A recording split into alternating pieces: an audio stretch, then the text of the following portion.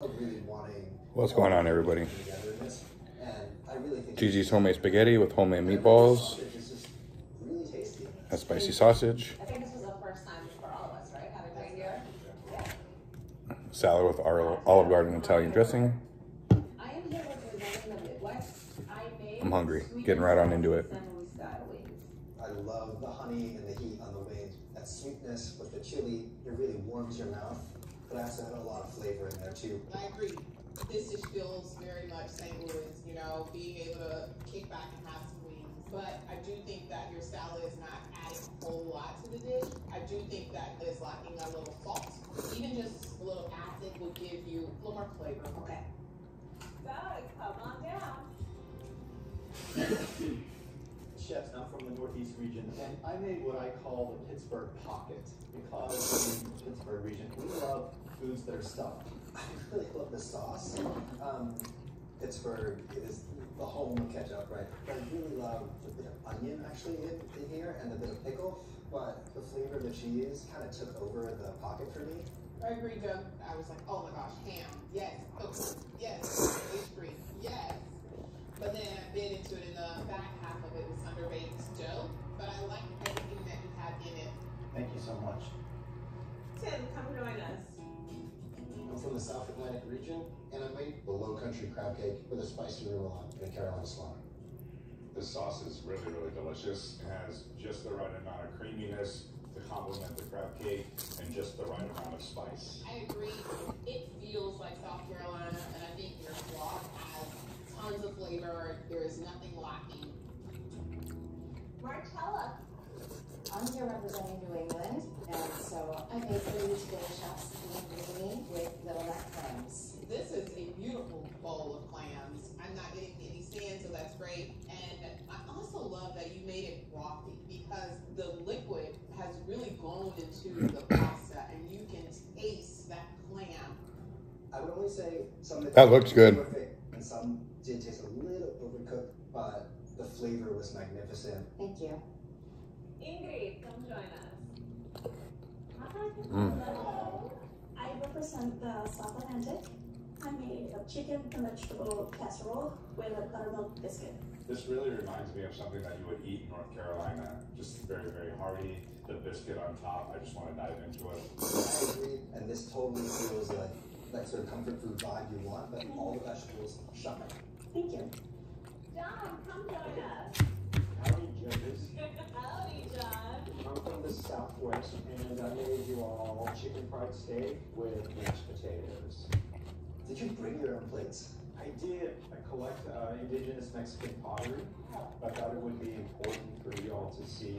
Thank you for sharing that. Yeah. The breading has a lot of flavor in it, but the steak itself needs a little salt. I think you need to be more aggressive in your seasoning in the mashed potatoes and the chicken fried steak. I told you in round one, I want more flavor. And I'm still asking for it, buddy. Okay, don't let me down, Texas. Hey. Okay, hello, judges. I represent the West Coast, and this is a Chinese chicken salad. I see Chinese chicken salad on the menu. I always order it. This is a great version. Thank you so much. The marinade really came through, and it's like every bite you're discovering something new. Oh, thank you. Yeah, I agree that this is a really terrific version of the Chinese chicken salad. You know, a lot of people. Oh, that looks nice. A dish like this and you're like, oh, that's not like traditional Chinese cuisine, but it totally makes sense. It's representative of the many generations of Chinese people and Chinese. You okay, Grandpa? I totally see this as a Okay. dish that represents California. Thank you. I feel like I nailed the theme, but you could do a wonderful dish, but somebody else comes with a better one, so you don't know. You're always in suspense. I don't know. I think she probably took this one. The salad. Oh, hard to say. It depends on what the judges like. Yep. Their area of the map to liken these dishes. What are your standouts for this round? I gotta say, May's Chinese chicken salad. I so appreciate all the different cuts, all the different textures. You could taste the soy sauce, but it was delicately used. I could have eaten that all day. I agree wholeheartedly. I think that it has so much flavor. One of my other favorite dishes was Marcella's dish. She did that linguine with the clams. It was just a well-executed dish. It was so good. And that sauce was so rich in flavor. One of my favorites for the round was Kim's seafood chowder. Yeah. And I really like the fact that it speaks to where she's from. And it's not one ingredient, but the sum of all of those ingredients that won that dish over for me. We had so many amazing dishes, but there were a couple that didn't quite hit the mark today. You know, I really loved John's chicken fried steak, but if you don't get seasoning right, it's the whole dish. John's feels like he's holding back. He's a little bit more aggressive. Yeah, I mean, he's repping Mexico and Texas, so. You would think he's the one with the flavor. Was Doug's dish. The actual pocket was undercooked. And when you have a dish that has such few elements, you don't have room to miss something. Yeah. I have to say, I love wings, but if you take the wing out of the dish, that cucumber and the pepper salad was vastly under-seasoned. Give me salt, heck, give me acid, give me herb. It needed something more. All right, sounds like you guys have come to an agreement. Yeah, I think so. You see, I think Grandma's gonna take it on this one. Yeah, could be. We asked you to cook and present a dish that best represents the area of the country where you live. As a reminder, the judges are tracking your performance and growth from week to week in order to determine which three of you will make it to the finale. Before we get to the top dishes of the round, the judges did feel there were a couple dishes that did have room for improvement. The first dish that we thought had some room for improvement was Doug with your Pittsburgh pocket. When you only have essentially 3 elements on a plate, you have to make sure that you execute in a big way. And additionally, the buck pastry on the bottom was a little undercooked. The other dish that didn't hit the mark for us was ajo with your sweet and spicy wings. We love the healthier alternative to the double fried wing, but our problem was more with the salad on the other half of the plate, which we felt could have used more seasoning, could have used more dressing, more flavor. Shall we move on to the top 2 dishes? Judges, which recipes stood out for you this round? The first dish that blew us away was May with your Chinese chicken sandwich. Let's go. The chicken was a star in the dish, and you could taste the marinade, and there were so many elements, but all of them were very important to make the overall dish really sing. Thank you so much, judges. So our other favorite dish of the round was Country fried steak. Kim's. Oh no. Kim, your Alaskan seafood chowder really represented your region, using all the Ooh, that does look good. that you have around you. And we even got to try. Yeah, when I come over on Wednesdays, everybody, this is what I do. We watch cooking shows and just relax, have a good time, eat some good food. Thank you so much. Great job, you two. Usually we'll pick who we think's gonna win whatever episode that we're watching, so The winning dish this it's always good fun, everybody. was made. Yeah. The Chinese chicken salad showed us something new about a dish we've seen a million times before, and we genuinely could not stop eating it. Thank you. Thank you. I knew in my heart I gave it everything I had. And my Chinese chicken salad got the top award, so I'm feeling pretty good. Good job on the grandma. You all did such a great job this week showing us who you are and where you're from. We'll see you next week for more of your great American recipes. That's what this is called? Great American Recipes? Yeah. Okay. Next time on the Great American Recipes. Here's some bread if you want some. Thank you, Gigi. Featuring a great Is that okay? Mm-hmm. Oh, 10 out of 10, Gigi. Meatballs are perfect. Thank you. These are so good. These will make good meatball sandwiches. Really good meatball sandwiches. Sausage cooked perfect. Sauce is amazing.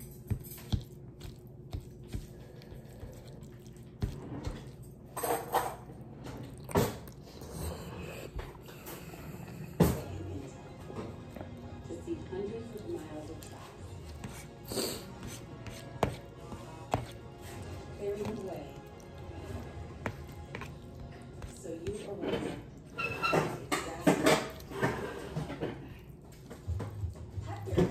more this summer at PetSmart.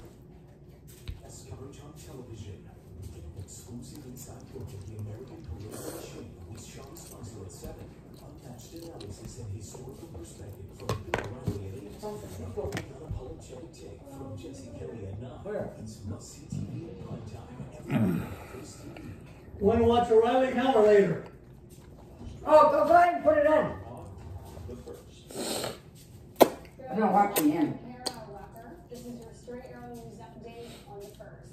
What's his news? Russian President Vladimir Putin and North Korean leader Kim Jong-un have signed a comprehensive partnership agreement today.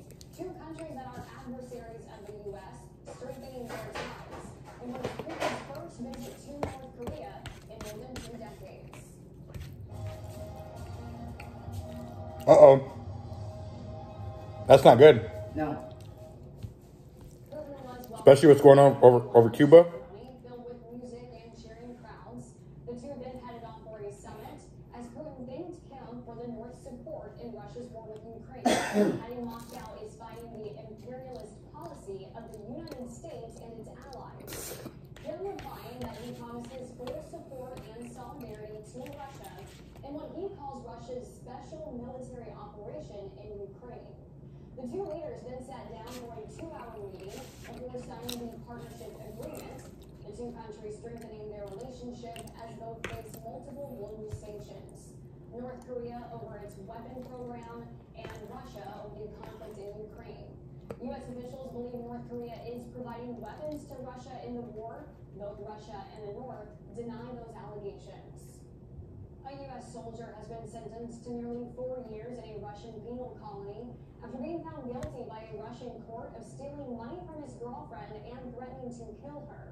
According to Russian media, Army Staff Sergeant Gordon Black partially admitted guilt to theft charges, but not to the threats. Black will serve a sentence of 3 years and 9 months in the harsh conditions of the colony, where prisoners are forced to perform hard labor. Look what I'm going through. You kidding me? Including 2 the U.S. has declared as wrongfully detained, former Marine Paul Whelan, Trying to give me 7 to 10 years. That was your Straight Arrow News update on the first. Here at Straight Arrow News, we provide you just the unbiased facts, but more than that, we're here to help you understand them in a way that allows you to... California, you're worse than Russia. That's pathetic.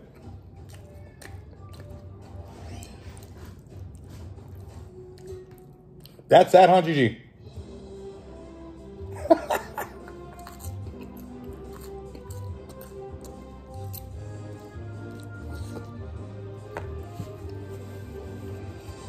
Hello, O'Reilly here. Welcome to the No Spin News, Tuesday, June 18th, 2024. Stand up for your country.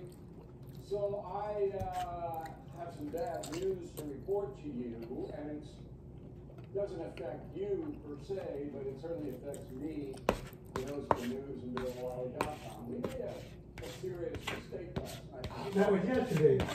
And I have to correct the mistake now and apologize to you and to Lester Holt at NBC News and other people who we did not report accurately on. So here's what happened. That's today. Watching the No Spin News last night, you heard me say that after the arrest,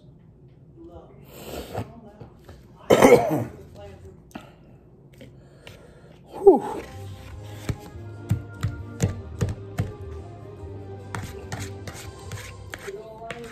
welcome to the No Spin News for Wednesday, June 19th, 2024. Stand up for your country. So 8 days, one of the most important days in U.S. history take place, you know that. We are going to have the best coverage, but more importantly, I'm bragging about that, we'll have very honest coverage, because we are not coming at this from any kind of ideological viewpoint. I have been clear that I believe President Biden is a terrible chief executive, the second worst in our history. And I'll back that up in my upcoming book, Running the President, and I back it up here. But that doesn't mean that I'm incapable of covering an event honestly and with fairness. Because we are purveyors of information. Right? That's what we do. It separates us from almost every other television news organization in the world. We're not in this business to speak to the choir. We're in the business to tell you what is happening, why it's happening, and get you the best information. And we have, of course, very good sources. We are technicians. Now I'm going to prove this right now. The difference between the No Spin News, BillO'Reilly.com, and all the rest that is the subject of this evening. I don't like cherry tomatoes. Comes down to political fanaticism. And fanaticism is divided into two categories. One, what they call true believers. These are the loony types, the cults, where they just are staggeringly strident in what they believe. And the other side of fanaticism is money, where they can make money being fanatic in the political realm. Okay, so let us start, and one more comment. Most Americans are not like this. The folks are not like this. There are some, and you know who they are in your life, and not most. Okay? But on television and in the media, whoa, earpiece just fell out here. Anyway, let's begin yesterday on the view. Go. Joe Biden's record as president, is a very, very strong record. And we are the economic envy of the world. Doesn't mean our economy is perfect, but literally we are the envy of the world. We've got a better situation than anybody. We've got unemployment rates that we haven't seen in generations. That's bullshit. Every poll shows that Joe Biden's job approval rating is now below 40%. So this woman comes on the air and says very strongly, well, what are we all stupid? The unfavorability job, the direction of the country, 70% of Americans feel the country's going in the wrong direction. Mm-hmm. Well, how could a sitting president be doing a, quote, very, very strong job if 70% feel the country's going in the wrong direction? Impossible. And then she says, we have unemployment rates we haven't seen in generations. Look where they're hiring. May, 4%. Okay? In February 2020, under Trump, right before COVID, 3.5%. Yeah. This matter doesn't care about what she says, if it's factual or not. It doesn't care. She makes an enormous amount of money, right? Pushing forward a far left point of view. And if she's got to distort stat, you think she looked that up? No. It's an easy stat, lady. Okay? We have the unemployment rates we haven't seen in generations.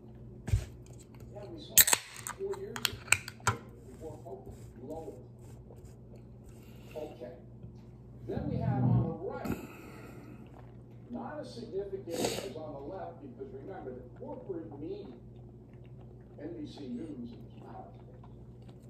has far more left-wingers than right. You just add it up. But there are fanatics on the right.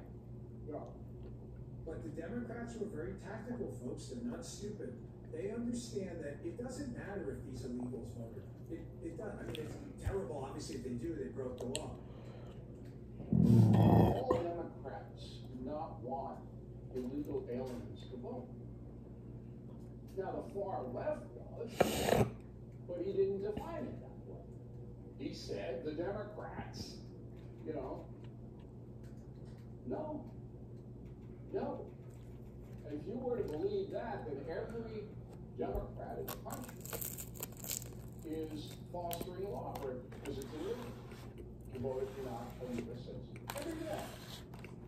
Tell me. Not true. Okay. So the social media hypes the fanaticism. If you are a deliberate person putting forward facts and a point of view that is based on reality, you're not going to get a lot of time. Good man. If you throw the hand grenade and attack somebody personally, you're going to get headlines all day long. That's a big change in this country. So if you're seeking attention seeking a choir to follow.